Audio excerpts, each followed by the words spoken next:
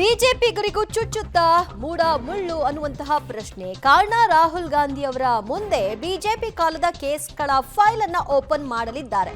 ದಾಖಲೆ ತೆಗೆದುಕೊಂಡು ಹೋಗಿದ್ದಾರೆ ಡಿಸಿಎಂ ಡಿಕೆ ಶಿವಕುಮಾರ್ ಮತ್ತು ಹೋಮ್ ಮಿನಿಸ್ಟರ್ ಪರಮೇಶ್ವರ್ ಅವರು. ಒಂದೊಂದು ಕೇಸ್ ಫೈಲ್ಗಳ ಬಗ್ಗೆ ಅವರಿಗೆ ವಿವರಣೆಯನ್ನ ಕೊಟ್ಟು ಯಾವ ರೀತಿಯಾಗಿ ಕಟ್ ಹಾಕಬೇಕು ಅನ್ನುವಂತಹ ಷಡ್ಯಂತ್ರವನ್ನ ರೂಪಿಸಲಾಗಿದೆ. ಉಸ್ತುವಾರಿ ಸುರ್ಜೇವಾಲಾ ಸೂಚನೆ ಮೇರೆಗೆ ಬಿಜೆಪಿ ಕೇಸ್ ಫೈಲ್ಗಳ ಲಿಸ್ಟ್ ಅನ್ನ ಕೊಂಡೊಯ್ಯಲಾಗಿದೆ. ರಾಹುಲ್ ಗಾಂಧಿ ನಡೆ ಮೇಲೆ ಅಸಲಿ ಆಟ ಶುರುವಾಗುತ್ತಾ ಅನ್ನೋ ಪ್ರಶ್ನೆ ಮೂಡ್ತಾ ಇದೆ. ಈ ಬಗ್ಗೆ ಮತ್ತಷ್ಟು ಮಾಹಿತಿ ಕೊಡ್ತಾರೆ ನಮ್ಮ ಪ್ರತಿನಿಧಿ ರವೀಶ್. ಇಲ್ಲಿ ದೋಸ್ತಿ ನಾಯಕರನ್ನ ಹೇಗಾದ್ರೂ ಮಾಡಿ ಅಣಿಲೇಬೇಕು ಅನ್ನುವಂತಹ ಶಪಥವನ್ನ ಮಾಡಿದ ಹಾಗೆ ಕಾಣಿಸ್ತಾ ಇದೆ. ಕೆಲ ದಿನಗಳ ಹಿಂದಷ್ಟೇ ಸಿದ್ದರಾಮಯ್ಯನವರು ಆಡಿದಂತಹ ಮಾತುಗಳು ಕೂಡ ಅದಕ್ಕೆ ಪೂರಕವಾಗಿತ್ತು.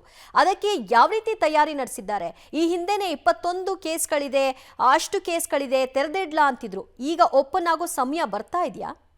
ಇವೇ ಖಂಡಿತವಾಗಿಯೂ ಕೂಡ ಗ್ಯಾರಂಟಿಗಳ ಆ ಒಂದು ಬೂಸ್ಟರ್ ಡೋಸ್ನಲ್ಲಿ ಕಾಂಗ್ರೆಸ್ನ ಸರ್ಕಾರ ತೇಲ್ತಾ ಇತ್ತು. ಅದಕ್ಕೆ ಸಂಬಂಧಪಟ್ಟಂತೆ ಎಲ್ಲೋ ಒಂದು ಕಡೆ ರಾಷ್ಟ್ರವ್ಯಾಪಿಯೂ ಕೂಡ ಅದನ್ನು ಬೂಸ್ಟ್ ತಗೊಳ್ಳೋದಕ್ಕೆ ನೋಡ್ತಾ ಇತ್ತು.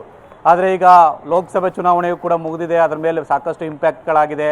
ಈ ಹಿನ್ನೆಲೆಯಲ್ಲಿ ಅದನ್ನು ಕ್ಯಾರಿ ಮಾಡೋದ್ರ ಬದಲು ಆರೋಪಗಳನ್ನೇ ದೊಡ್ಡ ಮಟ್ಟದಲ್ಲಿ ಒಂದು ರೀತಿಯಲ್ಲಿ ವಿಪಕ್ಷಗಳಿಂದ ಅಟ್ಯಾಕ್ ಮಾಡಿಸ್ಕೊಳ್ಳುವಂಥ ಪರಿಸ್ಥಿತಿ ಕಾಂಗ್ರೆಸ್ಗೆ ಬಂದಿದೆ.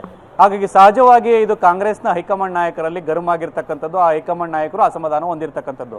ಯಾಕೆಂದರೆ ಸರ್ಕಾರ ಬಂದ ತಕ್ಷಣವೇ ಬಿಜೆಪಿ ನಾಯಕರ ಮೇಲಿದ್ದಂಥ ಕೇಸ್ಗಳೇನಿದೆ ಅದನ್ನು ಓಪನ್ ಮಾಡಬೇಕು, ಅದಕ್ಕೆ ಸಂಬಂಧಪಟ್ಟಂಥ ಚಾರ್ಜ್ ಶೀಟ್ಗಳನ್ನು ಹಾಕಿ ಆ ಒಂದು ಕೇಸಲ್ಲಿ ಫಿಟ್ ಮಾಡಬೇಕು ಅನ್ನೋದು ಕಾಂಗ್ರೆಸ್ನ ಹೈಕಮಾಂಡ್ನ ಇರಾದೆ ಆಗಿತ್ತು.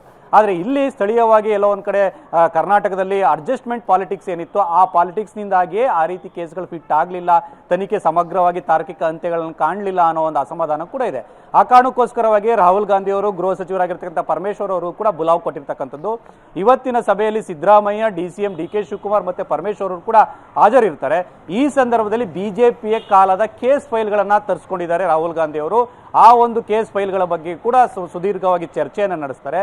ಹಾಗಾಗಿ ರಾಹುಲ್ ಗಾಂಧಿ ಅವರು ಮಾರ್ಕ್ ಮಾಡುವಂತಹ ಕೇಸ್ ಫೈಲ್ ಏನಿದೆ ಅದರಲ್ಲಿ ಏನಾದರೂ ವಿಪಕ್ಷ ನಾಯಕರನ್ನ ಫಿಟ್ ಮಾಡ್ತಾರಾ, ಆ ತನಿಖೆಯನ್ನ ತಾರ್ಕಿಕ ಅಂತ್ಯಕ್ಕೆ ಕಾಣಿಸ್ತಾರ ಅನ್ನೋ ಕೂಡ ಕಾದ್ ನೋಡಬೇಕಾಗುತ್ತೆ. ಕೇವಲ ಸಿದ್ದರಾಮಯ್ಯನವರ ಮೂಢ ಪ್ರಕರಣದಲ್ಲಿ ರಾಜಕೀಯ ಹೋರಾಟ ಮತ್ತು ಕಾನೂನು ಹೋರಾಟ ಒಂದು ಕಡೆ ಆದರೆ, ಇನ್ನೊಂದು ಕಡೆ ಬಿಜೆಪಿ ನಾಯಕರ ವಿರುದ್ಧ ಎಲ್ಲ ಒಂದು ಕಡೆ ಅಸ್ತ್ರವನ್ನು ಪ್ರಯೋಗ ಮಾಡೋದಕ್ಕೆ ರಾಹುಲ್ ಗಾಂಧಿ ಅವರು ಮುಂದಾಗಿರ್ಬೋದು ಅಂತ ಕೂಡ ಹೇಳಲಾಗ್ತಾ ಇದೆ. ದಿವ್ಯಾ,